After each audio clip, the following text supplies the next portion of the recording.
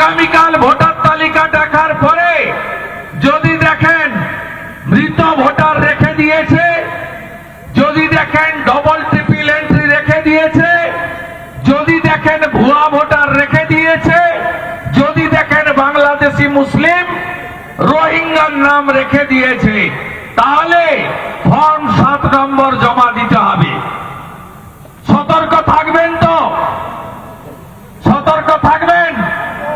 39,000 নাম আসানসোল সাউথের ভোটার তালিকায় নেই। এর মধ্যে যারা ভারতীয়, আমরা মমতা ব্যানার্জি বলে এক বিহারি সব বিমারি, তার এমএলএ বলে মমতা ব্যানার্জি বাঙালি অবাঙালি ভাগ করে হিন্দুদের। মমতা ব্যানার্জি জাতের নামে ব্রাহ্মণ ক্ষত্রিয় বৈশ্য শূদ্রর নামে সনাতনীদের ভাঙতে চায়। মমতা ব্যানার্জির ভাইপো তার দল বলে ভারতীয় জনতা পার্টি বাহারিদের পার্টি, গুজরাটিদের পার্টি। মমতা ব্যানার্জির লোকেরা বলে পাতাখরের পার্টি বিজেপি, অর্থাৎ হিন্দি এবং বাংলার নামে সনাতনীদের ভাগ করতে চায়।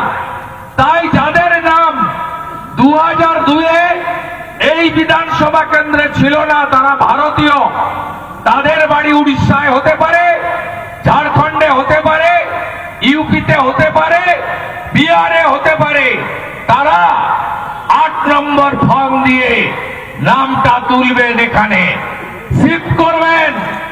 আর ডকুমেন্ট হিসেবে আপনার বা আপনার পিতা মাতার 2002-এর ওই বিহার বা ইউপির ভোটার লিস্টের নামটা নিয়ে আসবেন।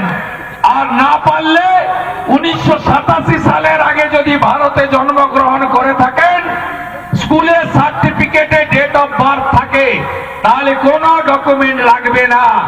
আপনাদের প্রত্যেকটি ভারতীয়র নাম ভোটার তালিকায়, খসড়া তালিকায় আছে কিনা দেখে ব্যবস্থা নিতে হবে। এটা একদম গুরুত্বপূর্ণ কাজ। 6, 7, 8 খুব গুরুত্বপূর্ণ কাজ। সেমিফাইনালে যদি জিততে পারেন, ফাইনালে আরামসে জিতবেন।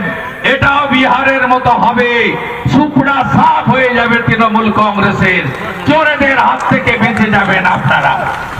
দ্বিতীয়ত